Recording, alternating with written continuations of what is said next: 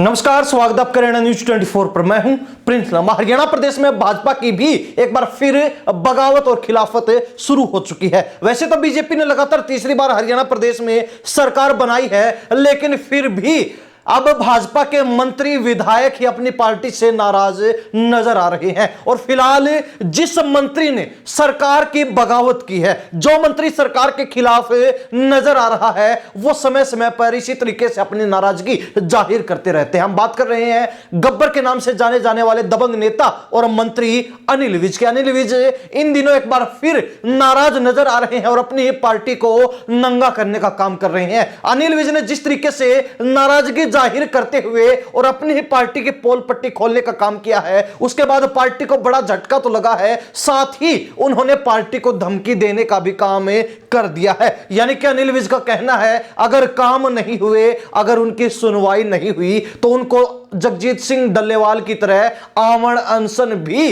करना पड़ा तो वो करेंगे, पीछे नहीं हटेंगे। इसके अलावा अनिल विज ने यह तक कह दिया कि उनको हरियाणा प्रदेश की जनता से कोई लेना देना नहीं है। अंबाला के लोगों ने उनको 7वीं बार विधायक बनाया है, तो इसलिए अंबाला की जनता की सेवा के लिए, अंबाला के कार्यों के लिए वो किसी भी हद तक जा सकते हैं। तो साथ ही उन्होंने मुख्यमंत्री की भी पोल पट्टी खोलते हुए और जमकर क्लास लगाने का काम कर दिया, खूब खरी खोटी सुना डाली। पहले आप खुद अनिल विज को सुनिए, उसके बाद पूरे मामले पर विस्तार से चर्चा करते हैं। हमारे जो मुख्यमंत्री जी हैं, आदरणीय,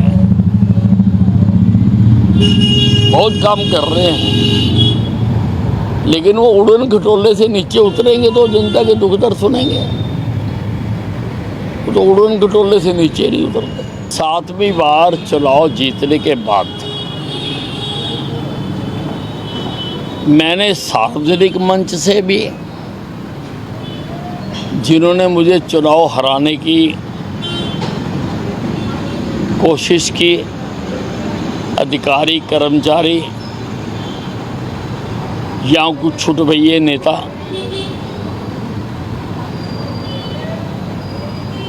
मैंने मंच से भी कहा और मैंने जहां जहां लिख के देना था मैंने लिख के भी दिया। 100 दिन बीत गए, किसी के खिलाफ भी कोई कार्रवाई नहीं की गई, मेरे से भी पूछा नहीं किया। अगर मैं गलत था तो मेरे खिलाफ कार्रवाई कर देते। पहले तो मुझे शक था कि कोई बड़ा नेता इसके पीछे है और मेरे पे हमला भी करवाया गया, मुझे मरवाने की भी कोशिश की गई। लेकिन 100 दिन तक कार्रवाई ना करने से मुझे विश्वास हो गया कि हाँ, इसके पीछे कोई बड़ा नेता ही था।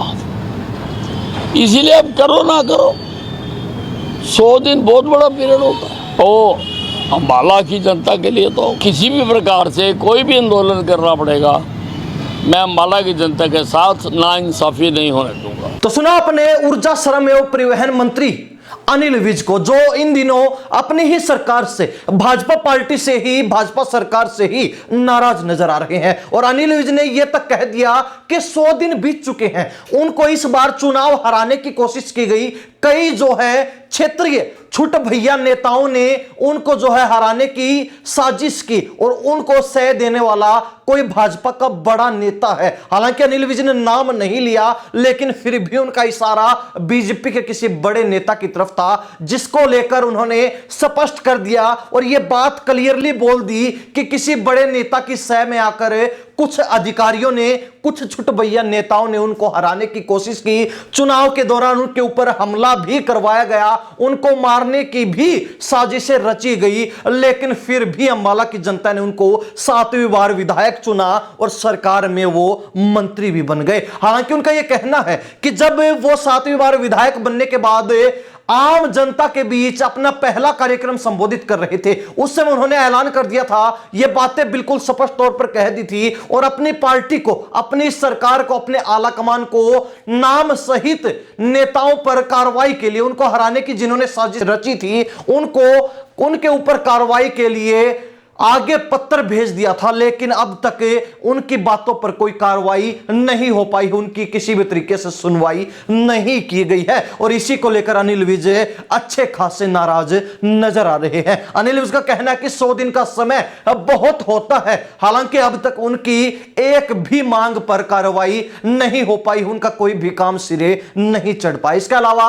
अनिल विज ने एक और दुखड़ा रोते हुए यह बात कही कि वो जहां भी जाते हैं, जिस भी ग्रीवेंस कमेटी में जाते हैं और वहां पर अधिकारियों को जो वो आदेश देते हैं, अधिकारी उनके एक भी आदेश की पालना नहीं करते। ऐसा तभी हो सकता है जब अधिकारियों को बड़ी सह मिली हो, यानी कि हरियाणा सरकार के अंदर किसी बड़े नेता की तरफ से इशारा मिला हो, किसी बड़े नेता की तरफ से उनको शरण मिली हुई हो, तभी अधिकारी ऐसा कर सकते हैं। अन्यथा एक मंत्री का आदेश टालना, एक मंत्री के आदेशों की पालना ना करना अधिकारी के बस की बात नहीं है। अधिकारी इस तरीके से मंत्री से टक्कर कतई नहीं ले सकता है। यह पीड़ा उनको कचोट रही है और इसीलिए उन्होंने यह क्लियर कर दिया कि वो आगे से कभी भी ग्रीवेंस कमेटी के अंदर नहीं जाएंगे। इसके अलावा उन्होंने हरियाणा प्रदेश की जनता से भी अपना पल्ला छुड़ाते हुए और यह बात कह दी कि अब वो हरियाणा प्रदेश की जनता से उनको कोई लेना देना नहीं है, वो अपने आप को अंबाला कैंट तक सीमित रखेंगे, अंबाला के लोगों का ही काम करवाएंगे और साथ ही यह भी ऐलान कर दिया कि जनता दरबार अब नहीं लगाएंगे। उस कार्यक्रम को, उनके उस काम करने के तरीके को उन्होंने बंद कर दिया है। हालांकि मामला यही तक नहीं रुका, बल्कि अनिल विज ने आखिर में चलते चलते हरियाणा प्रदेश के नए मुख्यमंत्री नायब सैनी को भी खूब खरी खरी सुना डाली। अनिल विज का यह कहना है कि मुख्यमंत्री नायब सैनी जब से कमान संभाले हैं, जब से उन्होंने कमान संभाली है, जब से मुख्यमंत्री बने हैं, अपने उड़न खटोले से नीचे नहीं उतरे हैं। जब वो अपने उड़न खटोले से नीचे उतरेंगे तभी आम लोगों की, जनता की सुनवाई कर पाएंगे, जनता की समस्याओं से वाकिफ हो पाएंगे, रूबरू हो पाएंगे। जब तक वो ऐसे ही उड़न खटोले में उड़ते रहेंगे, उड़न खटोले से नीचे नहीं उतरेंगे, तब तक उनको भी जनता की समस्याओं के बारे में कुछ पता नहीं चलेगा और ऐसे ही बहकावे में रहेंगे। हालांकि अनिल विज का यह भी कहना है कि यह पीड़ा उनके अकेले की नहीं है, बल्कि यह आवाज जो है हरियाणा प्रदेश के तमाम भाजपा विधायकों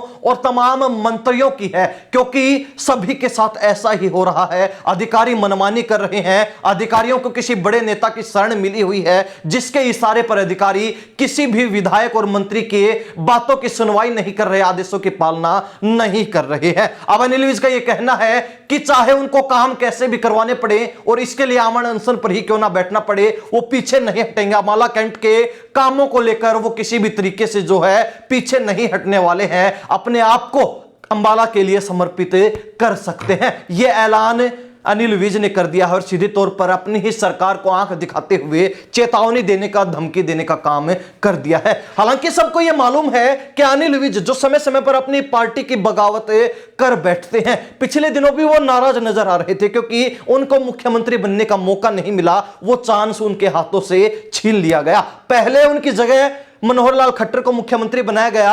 2019 के चुनाव में जब फिर मुख्यमंत्री चुना जाना था, उस समय भी चर्चाएं जरूर थी, लेकिन फिर मनोहर लाल खट्टर को कमान मिली। जब मनोहर लाल खट्टर को हटाकर नए मुख्यमंत्री के चयन करने की बात आई तो उस समय भी अनिल विज रेस में शामिल थे मुख्यमंत्री बनने की, लेकिन वहां पर भी मनोहर लाल खट्टर ने उनको पछाड़ दिया, उनको धोबी पछाड़ दी और अपने चेले नायब सैनी को मुख्यमंत्री बनवा दिया, जिसके बाद से अनिल विज की मुख्यमंत्री बनने की उम्मीद टूट सी गई थी। हालांकि 2024 के चुनाव में उनको कुछ उम्मीदें जरूर बाकी थी, लेकिन वो भी गृह मंत्री अमित शाह जब हरियाणा प्रदेश में आकर नायब सैनी को अगला सीएम अनाउंस कर गए थे, तभी टूट गई थी, बिखर गई थी। अब अनिल विज जिनको अपनी उम्मीद के अनुसार मंत्रालय भी नहीं मिले, क्योंकि पूर्व की सरकार में वो गृह मंत्री जैसे पावरफुल मंत्रालय संभाल रहे थे, लेकिन इस बार उनको ऊर्जा, श्रम एवं परिवहन मंत्रालय मिला, जो कि गृह मंत्रालय के मुकाबले काफी हल्के हैं, जो कि उनके स्टेटस को बिल्कुल भी मैच नहीं करते, उनके स्टेटस से बिल्कुल भी मेल